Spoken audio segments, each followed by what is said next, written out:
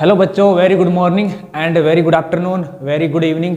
जब भी आप लोग हमारी ये वीडियो देख रहे हैं, आज का जो हमारा एक इम्पोर्टेंट टॉपिक है वो है केमिस्ट्री के बारे में। केमिस्ट्री एक ऐसा सब्जेक्ट है जिसे हम जितना ज़्यादा पढ़ते हैं उतना ज़्यादा हम भूलते जाते हैं। और क्या रीज़न है कि हम केमिस्ट्री को पढ़ते हैं लेकिन फिर भी भूल जाते हैं? क्या हमारे अंदर किस चीज़ की कमी है? क्या हमारा रिवीजन करने का तरीका गलत है, या फिर हम क्वेश्चंस को सॉल्व नहीं कर पाते हैं, या अपने फ्रेंड्स के साथ कोई डिस्कस नहीं करते हैं? ये सारी चीज़ें, इनके ऊपर हम आज बात करेंगे कि केमिस्ट्री को हम किस तरीके से याद करें।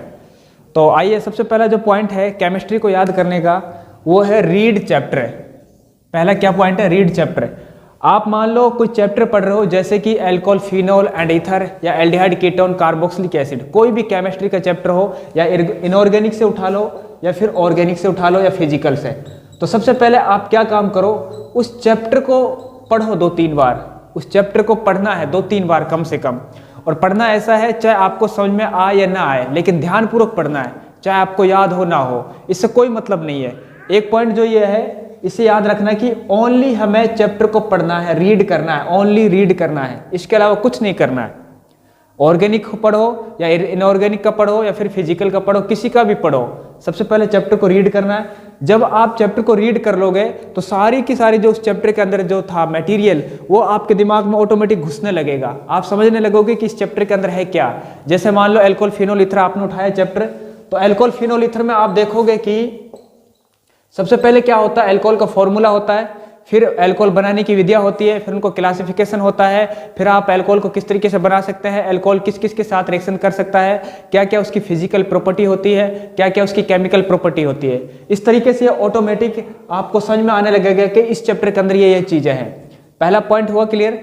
पहला पॉइंट क्या है? रीड रीड बुक या फिर रीड नोटबुक, जो आपने नोट्स लिखे हैं वो पढ़ना है। अब जो हमारा जो दूसरा पॉइंट है वो है मेक नोट्स। जब आप ये चैप्टर पूरा पढ़ लें, रीड कर लें, तो उसके बाद आपको अपने खुद के नोट्स बनाने हैं। अब नोट्स 2 तरीके के होते हैं। एक तो नोट्स वो होते हैं जो आपके क्लास में, कोचिंग्स में जो आपके टीचर आपसे लिखवाते हैं, एक तो टीचर लिखवाते हैं, और एक नोट्स वो होते हैं जिनको आप खुद बनाते हैं। मैं तो ये बोलूँगा कि जो नोट्स आप खुद बनाओगे वो सबसे बेटर होते हैं, चाहे केमिस्ट्री का कितना बड़ा दिग्गज क्यों ना हो, कितना बड़ा प्रोफेसर क्यों ना हो, लेकिन अगर आप खुद नोट्स बनाते हैं तो मैं समझता हूं कि आप उनसे कहीं ज़्यादा बेटर बना सकते हैं। क्योंकि आप जो चीज़ बनाएंगे आप सोच समझकर और चैप्टर को पढ़कर जो बनाएंगे, अपने दिमाग से बनाएंगे, और वही चीज़ें जो होती है वो आपके लिए फ़ायदेमंद होगी। क्योंकि जो टीचर जो नोट्स बना के देता है वो अपने हिसाब से देता है, अपने तरीके से बना कर देता है। तो मैं ये बोलूँगा कि जितना हो सके खुद के नोट्स तैयार करो, खुद के नोट्स बनाना है, शॉर्ट नोट्स बनाओ या फिर लेंथ बनाओ, जैसे भी आपकी मर्जी हो। 2 पॉइंट क्लियर। उसके बाद जो केमिस्ट्री को याद करने का जो तीसरा जो सबसे अच्छा तरीका है वो है क्लियर कॉन्सेप्ट। ये इंपॉर्टेंट पॉइंट है, सबसे इंपॉर्टेंट पॉइंट। आपको अपने कॉन्सेप्ट को क्लियर करना है। आपको अपने कॉन्सेप्ट, जितने भी कॉन्सेप्ट हैं उन सबको क्लियर करना है। जैसे मान लो आपने कोई चैप्टर उठा लिया ऑर्गेनिक का, aldehyde, ketone and carboxylic acid, ये आपने चैप्टर उठाया। अब सबसे पहले क्या करना है, आपको इसका पूरा का पूरा कॉन्सेप्ट क्लियर होना चाहिए कि एल्डिहाइड चैप्टर क्या है, इसके अंदर हम क्या क्या चीजें पढ़ेंगे, एल्डिहाइड का फॉर्मूला क्या होता है, कीटोन का क्या होता है, कार्बोक्सिलिक एसिड का फॉर्मूला क्या होता है। उसके बाद जब ये फॉर्मूला आपको याद हो जाए तो उसके बाद देखो कि इसके नोमेनक्लेचर क्या है, आप उनका नामकरण कैसे कर सकते हैं। फिर उसका देखो क्लासिफिकेशन किस तरीके से किया गया है, फिर उनका देखो आप किस किस तरीके से उनको बना सकते हैं। और उसके बाद जो आता है ऑर्गेनिक केमिस्ट्री को याद करने का, जितनी भी रिएक्शंस होती है, रिएक्शंस को याद करना एक मुश्किल सा होता है। बच्चों का बहुत सारे क्वेश्चंस आते हैं कि सर हमें रिएक्शंस याद नहीं होती है, हम रिएक्शंस जब भी पढ़ते हैं भूल जाते हैं, हमारे साथ ऐसा क्यों होता है। तो रिएक्शन जो होती है, आपको सबसे ज़्यादा इंपॉर्टेंट जो होता है रिएक्शंस के अंदर, जो उसका कैटलिस्ट होता है उसको याद करो।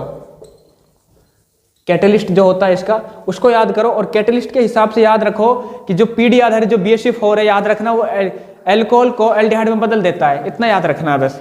तो इस तरीके से जब आप कैटलिस्ट को याद करोगे तो ऑटोमेटिक आप बता दोगे इससे ये वाला प्रोडक्ट बनेगा, इससे ये वाला प्रोडक्ट बनेगा। इसके ऊपर हम एक अलग सेपरेट वीडियो बना देंगे पूरा कैटलिस्ट के ऊपर, वो ध्यान से देखना। जब आपका क्लियर कॉन्सेप्ट हो जाए तो फिर आपको एक अलग ही मजा आने लगेगा केमिस्ट्री को पढ़ने में और पढ़ाने में। जब क्लियर कॉन्सेप्ट हो जाएगा तो फिर आपको याद रखना है लर्न। अब क्या करना है आपको, जब आपके कॉन्सेप्ट क्लियर हो गए तो उसके बाद आपको उस चीज़ को याद करना है। अब याद करना शुरू करना है कि आप उस किस तरीके से उस चीज़ को याद करते हैं, कैसे उसमें पाते हैं, और क्या क्या उसके अंदर देखते हैं, और क्या क्या उसके अंदर आप नोट्स करते हैं। वो सारी की सारी चीज़ें आपको याद करनी है। बनाने की विधियाँ करना है, क्लासिफिकेशन करना है, और प्रिपरेशंस करनी है, जितनी भी चीज़ें हैं सबको याद करना है। ये हो जाता है। उसके बाद आता है आपको, जब हर चीज़ को याद कर लो तो अब आपके दिमाग में आपने एक बार उस चीज़ को पढ़ तो लिया है, लेकिन अब ये देखना है कि आपको वो चीज़ याद रहती है या नहीं रहती है। तो फिर आपको क्या करना है, जब आप उसको पढ़ लो, रिवीजन कर लो, उसके बाद आपको अपनी आंखों को बंद करना है आराम से, और बंद करने के बाद फिर उस चीज़ को अपने माइंड ही माइंड में याद करना है, रिवाइज करना है दिमाग ही दिमाग के अंदर। कोई भी चैप्टर पढ़ा आपने तो उसको दिमाग में आराम से बैठ जाओ शांति के साथ, और अब उस चीज़ को अपने माइंड के अंदर याद करो, अपने खुद के अंदर ही। और जहाँ पर भी आप भूल जाओ उस चीज़ को तो ऑटोमेटिक आप फिर अपने पास नोटबुक तो आप रखोगे ही, नोटबुक में से तुरंत देखना कि कौन सी चीज़ आपसे मिस हुआ है, फिर उस चीज़ को पढ़ना है और फिर याद करना है, फिर उसको दिमाग में रिवाइज करना है। ये आपको अपना टाइम सेट कर लेना है, या तो सोने से पहले उस वक्त आपको हर चीज़ को रिवाइज करना है। केमिस्ट्री हो, फिजिक्स हो या बायोलॉजी, कोई भी चीज़ हो, लेकिन केमिस्ट्री जो है सबसे इंपॉर्टेंट होती है, और केमिस्ट्री को आपको जितनी भी रिएक्शंस होती है उन सबको दिमाग के अंदर रिवाइज करना है। जब आप उन चीज़ों को रिवाइज कर लें, याद करने के बाद फिर उसको लिखना है। बुक बंद कर दो और बगैर देखे उनको लिखना शुरू कर दो। आपने जो चीज़ याद की है, लर्न किया है, लर्न करने के बाद दिमाग में उनको सोचना है, सोचने के बाद फिर आपको पेन उठाना है, नोटबुक उठानी है और लिखना शुरू कर दो। कंटिन्यू लिखना शुरू कर दो। जैसे आपने मान लो एमीन्स ले लिया, ऑर्गेनिक का आप एमीन्स पढ़ रहे हो, एमीन्स चैप्टर नंबर 13 है, तो सबसे पहले एमीन्स को दिमाग में रिवाइज करने के बाद फिर आपको नोटबुक उठानी है, नोटबुक में लिखना शुरू करना है। पहले एमीन्स का फॉर्मूला लिख दो, फिर इसे प्रिपरेशन लिख दो, इसकी किस तरीके से आप इसको बना सकते हो, फिर इसका आप क्लासिफिकेशन लिख दो, उसके बाद इसका नोमेनक्लेचर लिख दो, उसके बाद इसकी फिजिकल प्रॉपर्टी लिख दो, उसके बाद इसकी केमिकल प्रॉपर्टीज लिख दो। ये सारी की सारी चीजें आपको बगैर देखे लिखना है नोटबुक के अंदर। अगर ऐसा करोगे तो केमिस्ट्री कभी नहीं भूलोगे। ये सबसे इंपॉर्टेंट पॉइंट होता है। उसके बाद आता है प्रैक्टिस डेली। केमिस्ट्री जो होता है ना, केमिस्ट्री जो सब्जेक्ट है, रसायन विज्ञान, वो एकमात्र ऐसा सब्जेक्ट है जो रोजाना प्रैक्टिस मांगता है। अगर आप रोजाना प्रैक्टिस नहीं करोगे, डेली प्रैक्टिस नहीं करोगे तो ऑटोमेटिक भूल ही जाओगे। क्योंकि केमिस्ट्री जो होता है इसके अंदर बहुत सारी चीज़ें ऐसी होती हैं, पता नहीं कौन सी रिएक्शन कहाँ चली जाती है, कौन सा कैटलिस्ट कहाँ मिल जाता है, कभी कुछ बन जाता है, कभी कुछ बन जाता है। तो जब तक आप रोजाना इस चीज़ की प्रैक्टिस नहीं करोगे उस वक्त तक आप इसको याद नहीं कर सकते। इसलिए केमिस्ट्री मांगता है रोजाना की प्रैक्टिस डेली केमिस्ट्री मांगता है। अगर आप जो चीज़ आपने पढ़ी है उसको प्रैक्टिस कर लो दूसरे दिन, और एक टाइम अपना ऐसा सेट कर लो, जैसे मान लो आपने टाइम सेट कर लिया संडे, आपने केमिस्ट्री के जितने भी चैप्टर्स हैं उन सबको पढ़ा, और पढ़ने के बाद अपना एक टाइम सेट कर लो संडे, और संडे वाले दिन आपको उन सारी चीज़ों को रिवाइज करना है, प्रैक्टिस करनी है। संडे वाले दिन उन हर चीज़ का प्रैक्टिस करनी है जितने भी आपने केमिस्ट्री के अंदर पढ़ा है। तो फिर आप देखोगे कि आपके अंदर एक अलग ही तरीके का निखार पैदा होगा, और आपके अंदर एक अलग ही तरीके के केमिस्ट्री को याद करने की एक मेथड डेवलप होगी, और फिर आप देखोगे कि केमिस्ट्री हाँ कितनी आसान है, कितनी नॉर्मल है याद करना। ये होता है। उसके बाद आता है स्कूल में अपने फ्रेंड्स को समझाएं।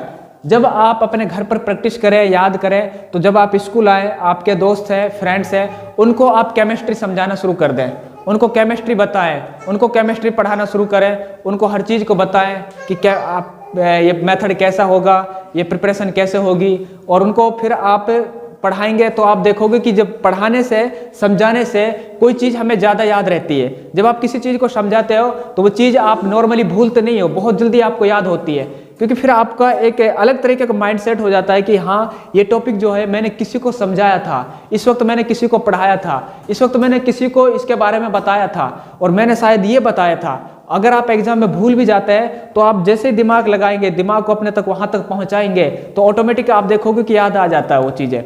इसलिए हमेशा याद करने के बाद जब आप खुद पढ़ लो, रिवीजन कर लो, अच्छे से याद कर लो, चीज़ों को पढ़ लो, प्रैक्टिस हो जाए खूब अच्छे से, तो फिर आप क्लास में आकर अपने दोस्तों को समझाना शुरू कर दो।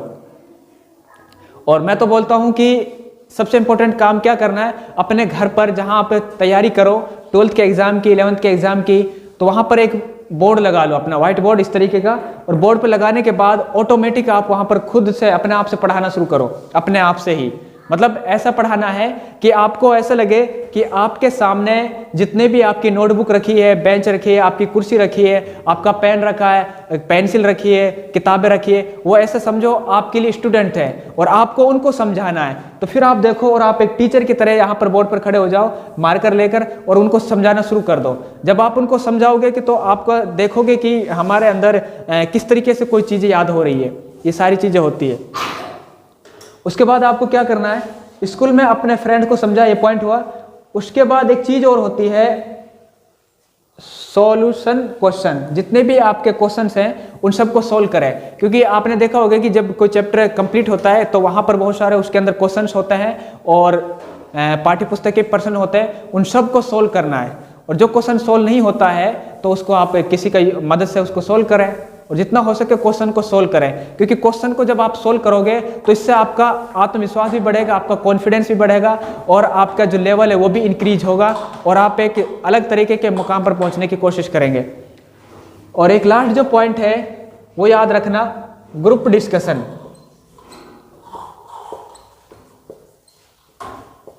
अपने फ्रेंड्स के साथ, अपने दोस्तों के साथ एक ग्रुप बनाइए 5-6 लड़कों का और उसमें बैठ जाइए और उसके बाद उस टॉपिक पर चर्चा कीजिए। उस टॉपिक के बारे में पढ़ना है और जानना है, उसके बारे में ग्रुप डिस्कस करना है। जैसे मान लो कोई भी चैप्टर उठा लिया आपने उठा लिया हेलो एल्केन हेलो एरीन्स, ये वाला चैप्टर उठा लिया, तो आपको ग्रुप डिस्कस करना है कि सबसे पहले आपका फ्रेंड बोलेगा कि हेलो एल्केन का फॉर्मूला बताइए, फिर दूसरा बोलेगा हेलो एरीन का बताइए, फिर इस तरीके से उसकी बनाने की विधियाँ बताइए, फिर आप उससे पूछो, फिर दूसरे से पूछो, फिर उसके प्रिपरेशन के पूछोगे, फिर उसका क्लासिफिकेशन पूछोगे, फिर इसके अंदर पूछोगे कि कितनी इसके अंदर नेमिंग रिएक्शंस हैं, वो सारी की सारी चीज़ों को आपको ग्रुप डिस्कशन करना है।